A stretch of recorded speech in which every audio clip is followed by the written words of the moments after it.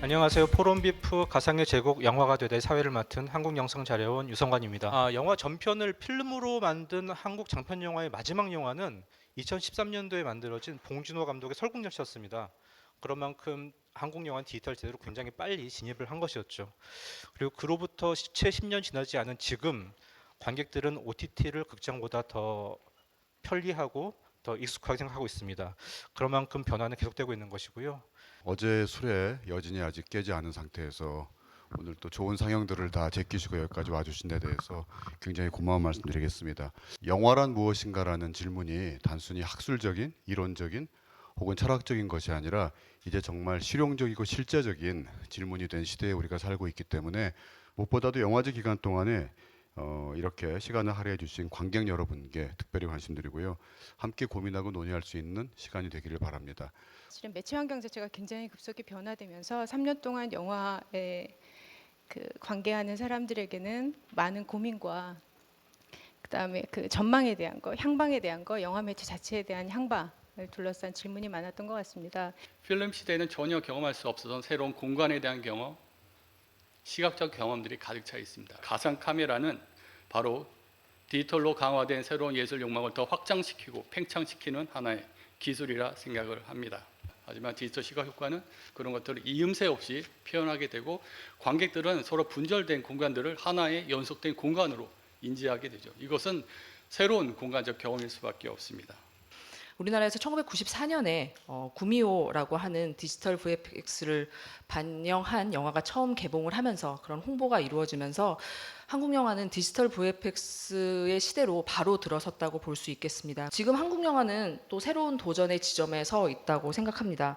과거에 현장 촬영으로 불가능했던 것들을 가능하게 하는 방편으로 CG가 등장했다면 지금은 감독이 상상하는 것을 어떠한 방법으로 구현하는 것이 가장 좋을까에 중에 하나가 VFX인 것 같습니다. 무엇을 어떻게 만들고 하려고 하는 것보다 그것을 어떠한 곳에 어떻게 써야 되는가를 조금 고민해보자라는 그런 측면에서 제가 일단 주제를 정해봤어요. 저희가 아무리 현장에서 날고 기고 뭘 해봤자 이 시청자들은 다른 걸 보고 있을 가능성이 되게 크다는 거죠. 제일 중요한 건 그래서 그걸로 뭐 할 건데 라는 게 이제 가장 큰 어떤 저희가 스스로에게 해봐야 되는 어떤 질문 같은 거예요. 조금 촌스러울 수 있지만 우리만의 방식이나 방법들을 이제 좀 계속 이렇게 해나가야 즉 저희가 이번 세션에서 다루는 디지털 시네마는 영화 제작 전 공정이 디지털 기술로 구현되는, 다시 말해서 디지털로 태어나서 디지털로 끝난 본 디지털 시네마입니다. 영화나 방송, 그다음에 OTT 콘텐츠의 생명 주기를 좀 더 늘리고 그다음에 영상과 소스 데이터를 좀 더 잘 보존하고 활용하기 위한 중요한 논의가 될 것이라고 생각합니다. 극장이나 TV로 나가는 스트리밍 되는 그 마지막 단계의 자료만 사실은 남겨지기 마련입니다. 그 외 많은 데이터들이나 자료들은 전부 다 휴지통으로 사라져 버리고 있어요. 기술적인 것들이 계속 발전을 하고 있습니다. 하지만 이 디지털 아카이빙에서는 문제점이 그냥 예전의 그 작업들의 그 스펙에만 머물러 있다 보니까 디지털 워크플로어에서 가지고 오는 그 기술적 손실들이 굉장히 많이 있는 거죠. 지금 우리가 만들어지고 있는 고퀄리티의 영상들을 그대로 잘 보존하게 되면은 미래에도 충분한 가치가 있게 되고요. 이건 학술적인 얘기를 떠나서라도 사실은 자본적인 측면에서도 상당량의 이익을 가지고 올 수가 있는 겁니다. VFX 작업 중에는 방대한 데이터가 쌓이지만 작업이 끝난 후에는 이 데이터를 모두 밀어버린다. 스토리를 감당할 수 없기 때문이다. 남겨두는 것은 어셋과 쇼일 정도이다. 소스 데이터를 수집할 거냐 하는 가치 설정 문제가 있습니다. 한 매체 기술적 관점에서 어떤 혁신적인 가치가 있는가, 또 스토리텔링에서 중심적인 역할을 하는가. 우리가 굉장히 세계적으로 유명한 작품들을 내고 사람들에게 인지도를 얻고 있는 이 와중에 저희는 그것을 갖고 있지 못하거든요. 스캔부터 마스터링까지 각 공정에서 생성된 모든 데이터들이 아카이빙 되어집니다. 스캔에서는 화면 스캔, 음향 스캔 등이 있을 거고요. 각 공정에서 생성된 데이터들을 모두 아카이빙하게 됩니다. 항상 기본, 이 본질에 대한 이야기로 마무리가 된다는 것을 제가 발견할 수 있었습니다. 고전 영화 필름이 잘 수집이 되고 잘 보존되었기 때문에 현재 디지털 복원이 가능하듯이 지금 만들어지고 있는 상업 영화들도 제대로 수집이 되고 잘 보존이 되어야 더 나은 방향의 미래를 그려볼 수 있을 것입니다. 왜냐하면 새로운 기술은 늘 기존의 기술을 토대로 발전이 되어지기 때문입니다. 영화적 프레임의 확장은 미래를 얘기하는 자리인 것 같습니다.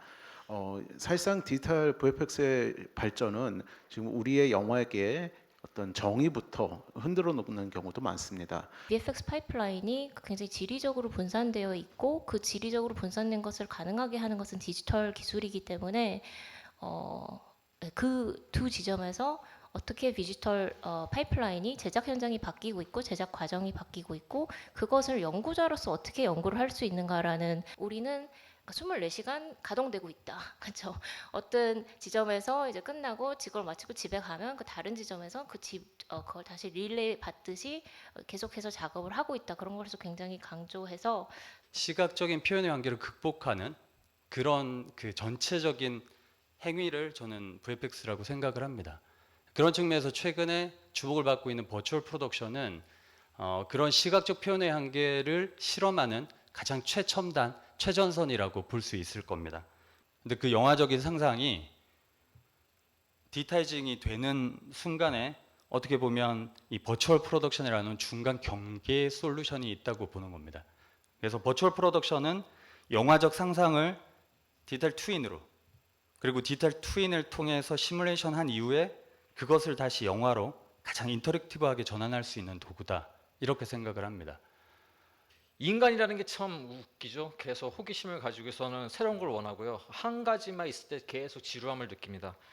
그래서 영화라는 미디어도 역시 계속 확장하고 이제 진화되었습니다. VR 영화는 기존 영화와 틀립니다.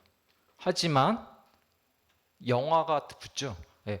영화의 여러 가지 문법은 이제 계승이 되어집니다. 새로운 것이 나오면 처음에는 모두 이제 부정적인 거를 지정하고 그래요. 그게 다 어떻게 보면 고정관념에서 우리가 고정관념을 가지고 우리가 그렇게 하는 거거든요.